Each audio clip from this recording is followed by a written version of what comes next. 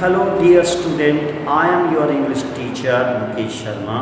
Today I am going to tell you the summary of The Rat Trap. This story is written by a Swedish writer Selma Lagerlöf. This story is set in the rural and iron ore districts of Sweden country. In this story, the writer tells us about a poor rat trap seller who is caught in the web of greed and theft.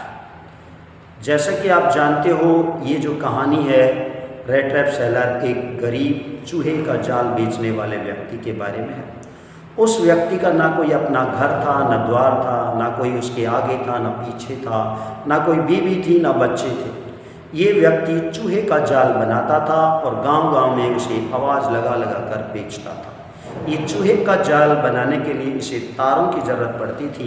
ये तार कभी ये किसी store से मांग कर ले आता था तो कभी चोरी कर ले आता था। इसके बावजूद भी इसको 2 वक्त की रोटी ठीक से नहीं मिल पाती थी। ये व्यक्ति घूमता घूमता जब एक गांव से दूसरे गांव में चूहे का जाल बेचने के लिए रवाना होता है तो सड़क के किनारे एक इसे घर दिखाई देता है। हल्की सी शाम हो चुकी थी। इसने उस घर का दरवाज़ा खटखटाया और वहाँ पर एक रात रहने की इजाज़त मांगी। उस कॉटेज के अंदर एक बूढ़ा किसान रहता था। वो बूढ़ा किसान भी बिल्कुल अकेला था। कभी समय था जब वो आयरन और मील के अंदर एक किसान के रूप में काम करता था, लेकिन अब जो है वो अपने खुद का एक काम करता है, एक गाय रखता है, उसका दूध बेचकर पैसा कमाता है। ये व्यक्ति भी बड़ा खुश होता है क्योंकि ये बिल्कुल अकेला था, इसका कोई आगे पीछे नहीं था, बीवी और बच्चे इसके भी नहीं थे। ये व्यक्ति किसी व्यक्ति को पाकर बड़ा खुश होता है। ये उसे अपने घर पर एक रात के लिए उसे रखने के लिए खुश हो जाता है। अब ये उसे अपने घर के अंदर इसे खाने के लिए गर्मा गर्म दलिया देता है, फिर इसको धूम्रपान करने के लिए तंबाकू हुक्का देता है। इसके बाद जो है उसके साथ एक ताश का मेजोलिस गेम खेलता है। इसके बाद ये जो क्रॉफ्टर्स है ये इसकी रेट ट्रैप सेलर को बताता है कि मैं अब एक गाय रखता हूँ और उससे मैंने 1 महीने में 30 क्रोनर्स कमाए। उसे लगा कि शायद उसकी बात का इस रेट ट्रैप सेलर को विश्वास नहीं हुआ। वो उठा और अपने उस मकान की जो कांच की खिड़की थी वहाँ पर एक खूंटी पर टके हुए लेदर के बैग उठा कर लाता है। उसमें से 10 के नोट निकाल करके दिखाता है और इस तरह से जो है रेट ट्रैप सेलर को विश्वास दिला देता है कि उसने 30 क्रोनर्स कमाए। ये पैसे रेट ट्रैप सेलर देखते ही लालची हो जाता है और कामना करता है कि काश ये पैसे मेरी जेब में आ जाएं। और इसके बाद वो दोनों सो जाते हैं। सुबह दोनों ही गुड मूड के अंदर उठते हैं और फिर जो है अपने अपने काम पर निकल पड़ते हैं। रेट ट्रैप सेलर आधे घंटे बाद जब क्रॉफ्टर दूध बेचने के लिए अपना घर बंद कर लॉक कर चला जाता है तो आधे घंटे बाद आता है। वो उस कांच की खिड़की के कोने से कांच को तोड़ता है और उस लेदर बैग में से 30 क्रोनर निकाल कर अपनी पॉकेट में रखकर सड़क पर चलना शुरू कर देता है। थोड़ी देर बाद उसे डर लगने लगता है कि अगर पुलिस वाले आ गए तो उसे पकड़ लेंगे, इसलिए वो एक बहुत ही घनघोर जंगल के अंदर घुस जाता है। एक ऐसा जंगल था जिसमें वो घुसने के बाद निकल ही नहीं पाता है। पूरा दिन भर घूमता रहता है। लास्ट में वो बिल्कुल चल करके थक कर निढाल हो जाता है, बेहोश होकर गिर जाता है। कुछ समय पश्चात उसे फिर होश आता है तो उसे हथौड़े के द्वारा लोहे को चोट मारने की आवाज़ सुनाई देती है और वो उठता है, पूरी ताकत लगातार उस दिशा के अंदर चलना शुरू कर देता है जिस दिशा में हथौड़े से लोहे को पीटने की आवाज़ आ रही थी। और धीरे धीरे वो उस आयरन मील के अंदर पहुंच जाता है। वहाँ पर वो बगैर किसी की परमिशन लेकर अंदर घुस जाता है क्योंकि बाहर बारिश हो रही थी और तेज़ ठंडी हवाएं चल रही थी। अपने आप को गर्मी देने के लिए वो उस आयरन मील के अंदर जो एक भट्टी थी जिसके अंदर लोहे को गर्म किया जाता था उसके पास खड़ा हो जाता है। भाप से उसके कपड़े सूखते हैं थोड़ा सा और आँच से थोड़ी दूरी बना करके भट्टी से थोड़ी दूरी पर फर्श के ऊपर ही सो जाता है।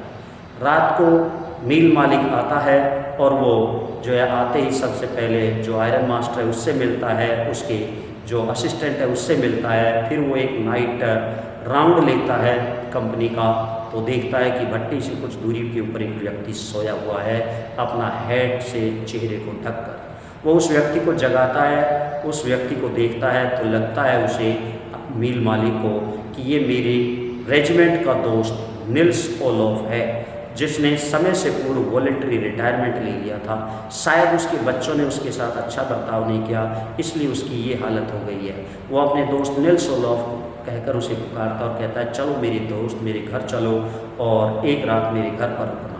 लेकिन जो रेड रैप था वो कुछ नहीं बोलता और मना कर देता है उसके बार बार रिक्वेस्ट करने पर भी। इसके बाद मील मालिक अपने घर चला जाता है, अपनी बेटी एडला विल्मेंसन को भेजता है। एडला विल्मेंसन आती है और वो उसे अपने नौकर के साथ आती है। आते ही उसे एक कोट देती है पहनने के लिए ताकि उसकी सर्दी दूर हो जाए। फिर उसे शालीनता के साथ उसे मना लेती है और अपने घर ले जाती है। घर पर अब उसे नौकर के पास, नौकर के कमरे में सोने के लिए जो है इजाज़त दी जाती है।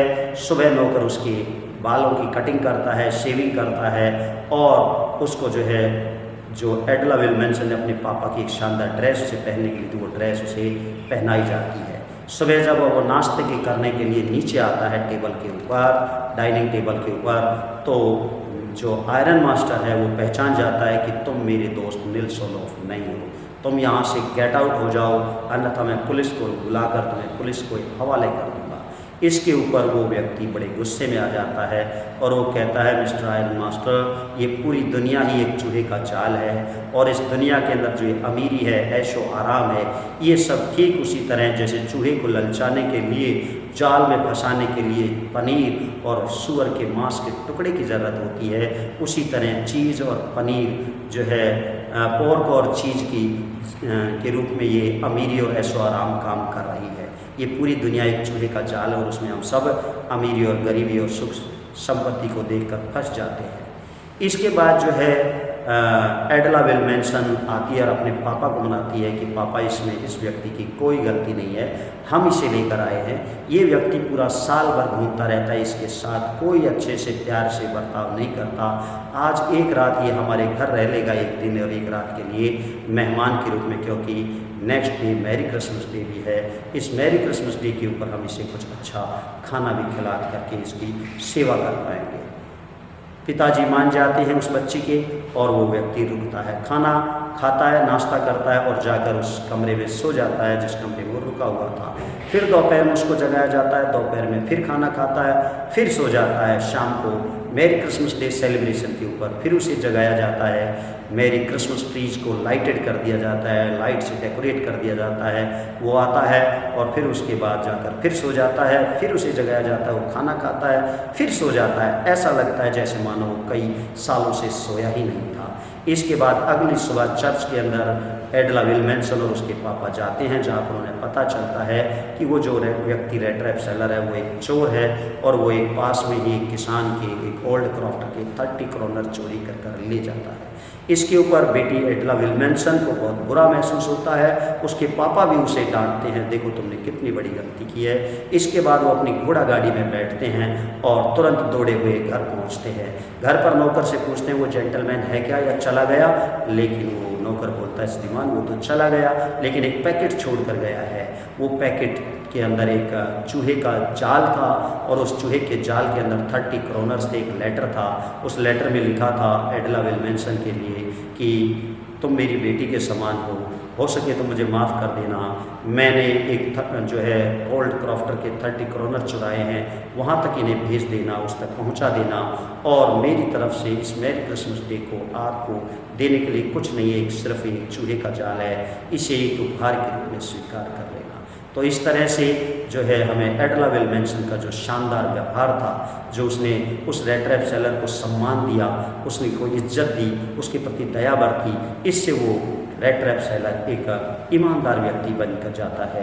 क्योंकि जो व्यक्ति शुरू के अंदर जिसे पूरा ज़माना नफ़रत कर रहा था, नफ़रत के साथ उसके व्यवहार कर रहा था, वो व्यक्ति उस समय चोर बन जाता है उस नफ़रत की वजह से। लेकिन लास्ट में जब उसको डिग्निटी मिलती है, रेस्पेक्ट मिलता है, लव मिलता है, उसके प्रति दया और सहानुभूति दिखाई जाती है, तो वो व्यक्ति एक ईमानदार व्यक्ति बदल जाता है।